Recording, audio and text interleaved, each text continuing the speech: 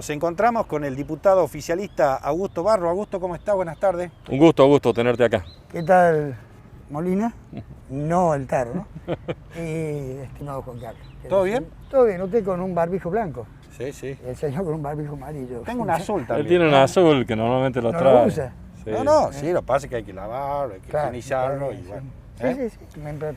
Diputado, bueno, una legislatura como siempre, en medio de debates y de discursos, de diatribas de distintos lugares o de distintos bloques en relación, en este caso, a lo que ha pasado con las reformas que ha mandado el Ejecutivo, esos decretos. Y bueno, usted ha tenido participación ahí, bueno, cuéntenos la... Si me permite una sola reflexión, le acepto lo de discurso, le acepto la de opiniones diversas, no diatribas. Cada diputado expone o confirma sus convicciones o sus posiciones ideológicas en cada uno. Usted tendría que haber sido docente, pues la corrige a la diputada Guerrero, los proyectos en la legislatura, me corrige a mí, ahora bueno. Bueno, los sábados y domingos soy docente, me estoy levantando, ahí está bien, me estoy levantando a las 12. Por eso no tienen trabajo los docentes. Sí, el diputado Barro ocupa más lugares. Seguramente ya vamos a hablar de eso, de ese tema. Mire, en primer lugar, esto que llaman decretazo, es una facultad constitucional. Buena, mala, regular, no sé. A lo mejor algún día cuando se vengan a tratar la Constitución, la reforma de la Constitución, podamos modificar algunas cuestiones de estas naturales. Tampoco yo he revisado la Constitución de adelante, de atrás, de costado, y no encuentro absolutamente nada que me diga, tiene un límite. Es dentro del receso, pero un límite. 24 horas antes no puede firmar un decreto. Es llamativo. No sé si es llamativo, pero no está inhabilitado para eso. Está bien. Bien. Y quiero aclarar que de este tipo de instrumentación constitucional yo nunca estuve en desacuerdo, como tampoco estoy en desacuerdo. De nuevo, esto quiero aclararlo porque algunas cosas dicen, no, vos no dijiste nada, no. Ahora no decís nada y no dijiste nada y decías cuando Macri firmaba, no. Yo decía cuando Macri, utilizando una herramienta pertinente como es el DNU, se extralimitaba de la materia, porque firmó DNU con materia tributaria que está totalmente vedado, a esto me refería, no a la facultad que tiene. Y podría decir también que durante la continuidad del proceso ordinario de las cámaras de diputados y de senadores de la Nación ha firmado bastante de DNU, pero ellos no tienen límite temporal para eso. Estaba bien ahí. Es la facultad, me puede gustar o no, después no sé qué hará la bicameral que resuelve los DNU. Lo que no tiene posibilidades es en determinadas materias. Y esto nosotros es lo que me planteábamos en aquel momento. Acá no tiene problema con la materia, pero sí tiene un tiempo, y el tiempo es el receso de la Cámara. El primer decreto que se firmó eran 11, no 10. El primer decreto que se aprobó fue precisamente el de la suspensión de las sesiones extraordinarias. El segundo decreto, que rechazó la oposición, estaba vinculado a los decretos nacionales que declaran la emergencia. Decretos que son considerados decretos supremos. ¿Por qué? Porque están dentro de las facultades, firmados por todos los ministros, pero además son de orden público, no deberíamos haberlos ratificado. El artículo 5 al que hacían mención de ese decreto, que es la posibilidad que tiene el Poder Ejecutivo para variar los recursos con fines específicos, estaban vinculados, dicho por la propia oposición en la reunión de comisión, a que no sabía qué iba a pasar con los fondos de los trasplantados, con los fondos de los OSEP. Y el mismo día de la sesión se presentó una nota que había firmado el ministro Vélez, aclarando que esos fondos no iban a ser de ninguna manera afectados a este decreto. No solo porque no estaban pensando en esa situación, sino que además no pueden hacerlo, porque son fondos provenientes de trabajadores, o que aportan en el OSEP o que aportan en el AGAP. Son fondos específicos. Son fondos específicos. Este es el segundo decreto, y después lo otro se fue encadenando, todo vinculado A la reforma del Estado. A la reforma del Estado, a la pandemia y demás. Sí, Es ahora- mentira, A ver, es mentira sí. que no se haya tratado en la Cámara durante el proceso de extraordinario. Es más, se habló con todos, se hicieron algunas modificaciones que entraron en el decreto de creación del ARCA, por ejemplo, y tuvieron media sanción de la Cámara de Diputados. Es decir, ya habíamos hablado sobreabundante, habían venido los gremios, y como he manifestado siempre y lo sigo sosteniendo, no iba a haber afectación de los derechos de los trabajadores en estos decretos que ya llegaron y que ya se aprobaron. Usted dice que en el caso, por ejemplo, del IPB y de Vialidad Provincial, van a seguir cobrando lo mismo o más, digamos, de lo que venían cobrando. Van a seguir cobrando lo mismo, porque lo único que se ha afectado es la funcionalidad, la estructura funcional. Esa es otra discusión. Es decir, generaron un superministerio de... Por eso, la calificación que se le quiera dar está bárbaro. Usted tiene su opinión, yo tengo la mía. Usted puede... No, yo le estoy preguntando. No, hablo de usted, no usted en particular, en general. Uno puede tener una opinión, yo puedo tener otra, respecto al ente, respecto a quien lo dirige, pero el eje fundamental de la discusión que pretende la oposición, que sí existe, ahora que le dejen espacio a un bloque unipersonal para que avance, eso es otra cosa, no es un problema mío, es un problema de la oposición, que sí existe y con que sí conversamos, es los beneficios de los trabajadores. Los trabajadores Eso no se toca. no se toca ni del IPB Está bien. ni de Vialidad. Ahora, pese a que, sí. perdóneme, respecto al Instituto Provincial de la Vivienda, mire si yo quisiera ser caprichoso y ponerme en un criterio constitucionalista y decir, no, bueno, pero paren, a igual tarea, igual remuneración. Hoy el IPB forma parte de toda una estructura de vivienda, sin perder la autarquía el IPB. Y sin embargo, a cuatro pabellones está la gente de la Secretaría de la Vivienda. Igual tarea, pero esto tiene una remuneración distinta, Claro. por los beneficios que tiene de la ley nacional y que se siguen respetando. Está El bien. ARCA se Bueno, pero esas diferencias de sueldo entre la nación y la provincia existen, digamos, depende de la No, pero situación. lo que pasa es que los trabajadores del IPB, Instituto Provincial de la Vivienda, son de la provincia, pero al pertenecer a ese organismo y estar vinculado a la ley nacional, no es que sea un sueldo nacional, es que tienen un beneficio que no tienen otros trabajadores, pero está bien. Pero viene un poco de ese fondo, ese beneficio. No, por que supuesto, tiene. el Fondo Fonari, Claro, pero claro. sin ninguna duda, pero lo que quiero decir es que no están afectados ningún tipo de derecho. Y por eso es que no han reclamado mucho más, después de que se aprobaron, en este caso, los decretos. Por eso no reclamaron mucho más después que Ahora, tuvieron media hoy sanción. hubo una movilización de los docentes Sí. porque están en contra de la modificación del estatuto docente. ¿Qué le puede decir usted a los docentes en relación a ese temor que tienen ellos? Porque hasta ahora, o por lo menos yo no vi nunca que el ministro Francisco Gordillo haya salido y explicado cuál es la reforma y por qué se deben quedar tranquilos los trabajadores de la educación, que no le van a tocar absolutamente ningún derecho que tienen ganado. Bueno, en primer lugar, lamentablemente no tengo condiciones de vidente. Ujú. O sea, anticiparme a lo que va a decir el presunto proyecto de modificación del estatuto docente, y sería una irresponsabilidad de mi parte, porque No. se está trabajando, están trabajando. precisamente están trabajando para elaborar un proyecto. Inició en el Ministerio de Educación, en la actualidad hay una secretaría a donde se escuchan las voces de los docentes, de sus gremios, de los actores sociales y educativos de la provincia. Ujú. Pero no hay nada absolutamente confirmado en un proyecto, excepto lo que voy a decir y lo voy a manifestar. Cualquier norma que se produzca es a partir de su aprobación para adelante. Es decir, afectación de derecho para atrás no hay. Aparentemente estamos coincidiendo en algún punto que es inviable, imposible, un despropósito que se pague 4 veces el mismo cargo. Suplente, suplente, suplente. Esto es inviable.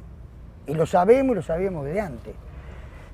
Como es inviable también, y hay que buscarle la comba al palo, de que la educación pública de gestión privada tengan de rehén a los docentes, porque esto nadie lo dice, tampoco se olvidan porque tiene algún prurito, no sé de qué índole. Porque los dueños de las escuelas, como se manejan a través de la ley de contrato de trabajo, porque es una cuestión privada, los tienen a merced de su voluntad a los docentes. Pero ¿sabe qué ocurre? el 100% de los sueldos de los docentes los paga el Estado. Entonces debería tener participación el Estado en cuanto a la estabilidad de los docentes. Porque yo te echo un docente a la calle y me va el Estado a ver cómo se le resuelve el problema. Ahora va a pasar eso. No sé si va a pasar o no va a pasar, pero ¿por qué las escuelas privadas, por qué las escuelas privadas se manifestaron en contra de la reducción en el segundo mes de la cuota de los chicos cuando los chicos no iban a la escuela? Diputado, sí.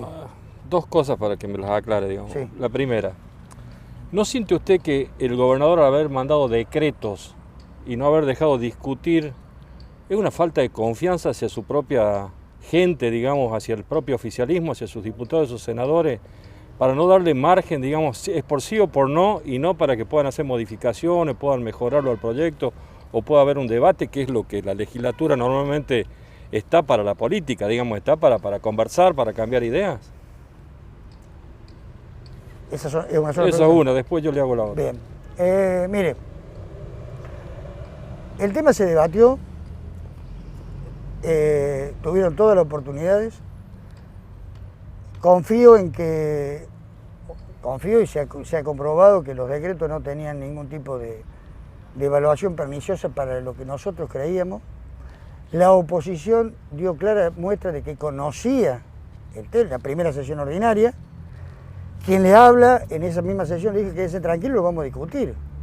Podrán rechazarlo, podrán intentar modificarlo o podrán aprobarlos a los decretos, que es la variedad que le permite el artículo 184 de la Constitución de la provincia.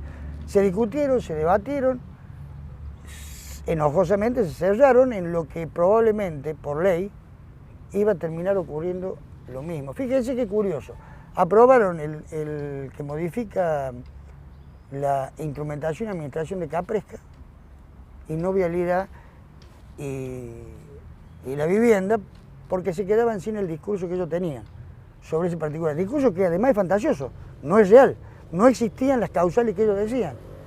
Sin embargo, el de Capresca lo aprobaron, lo cual me parece que es más contradictoria esa actitud que la actitud que podemos tener nosotros. El gobernador puede haber entendido la necesidad de emitir los decretos en esa oportunidad, en que los emitió. Sobre la oportunidad, el mérito de un decreto, no podemos decir nada, solo atender a trabajar sobre los mismos decretos que ya se mandaron. Usted fíjese que si hubieran entrado en un procedimiento legislativo a llevar adelante, después que se había cortado el proceso extraordinario por la pandemia,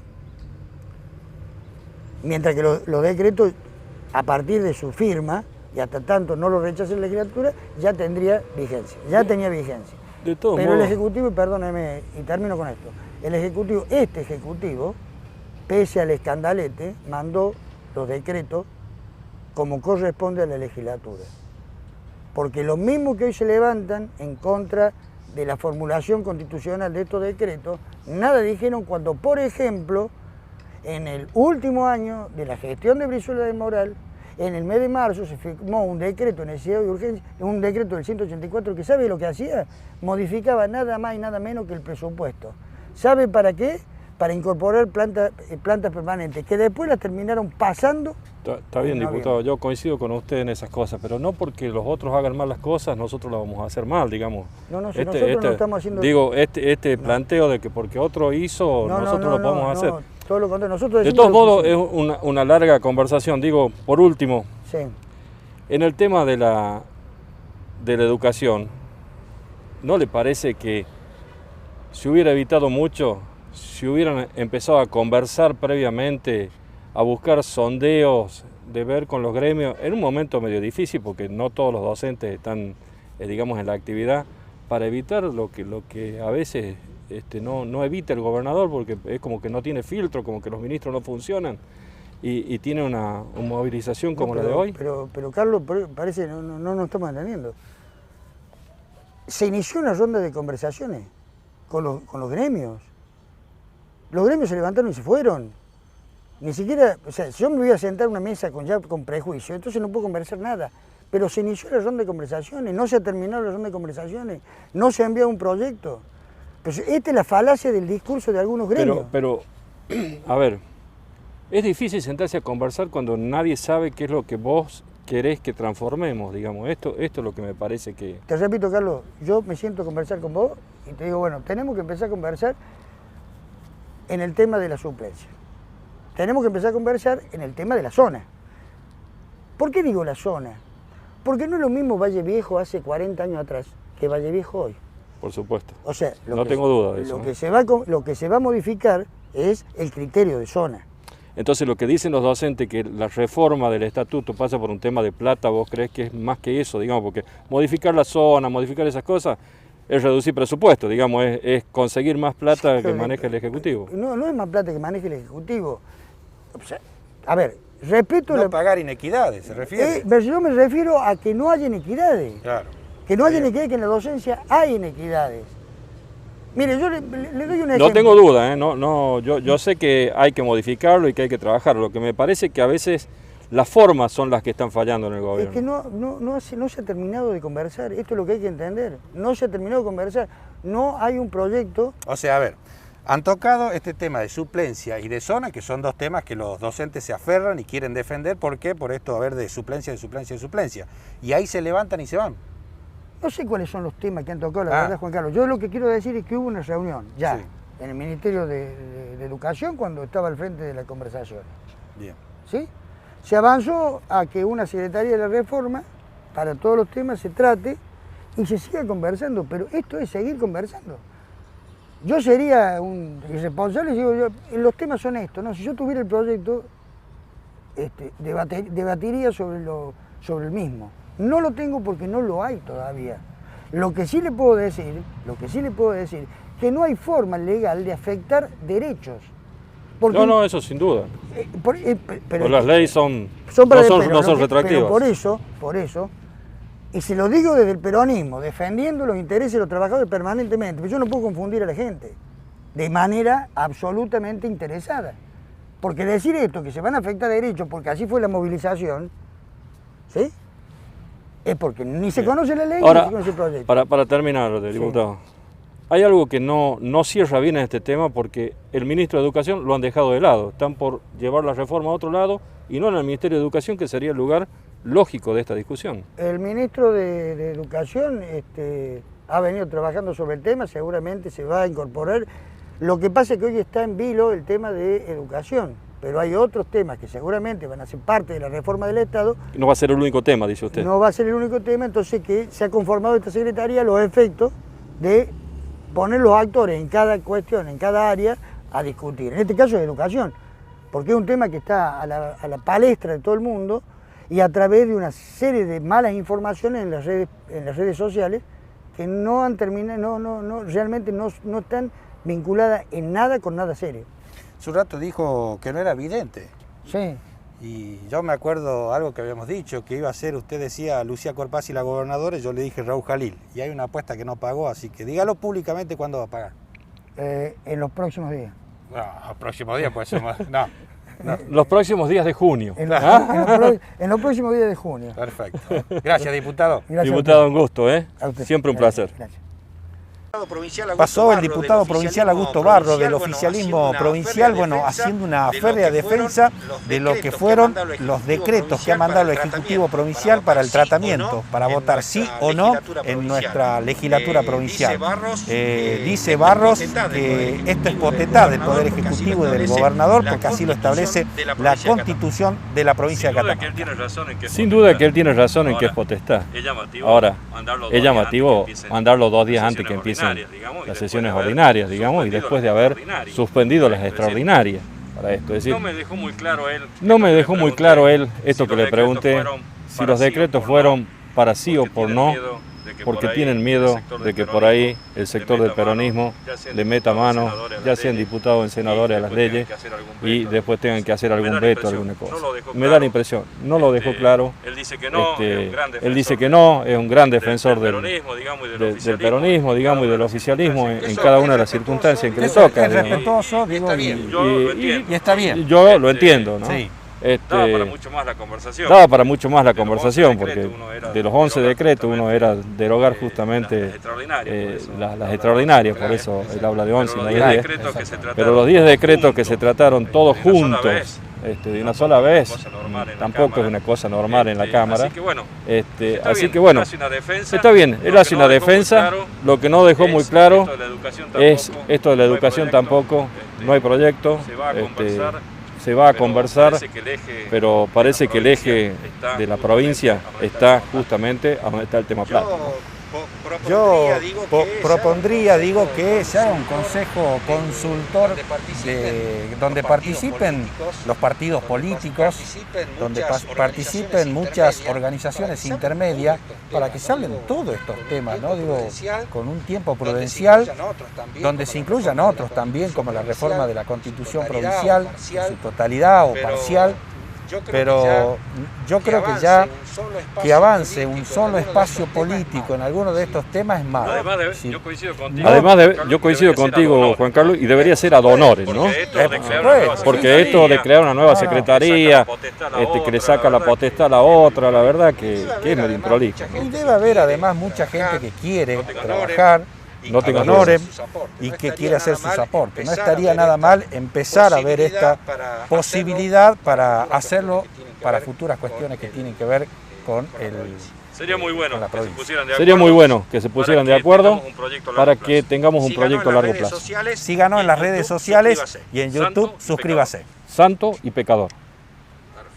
Hoy cambiaron los dos la cámara, era esto. ¿Qué se nota, bro?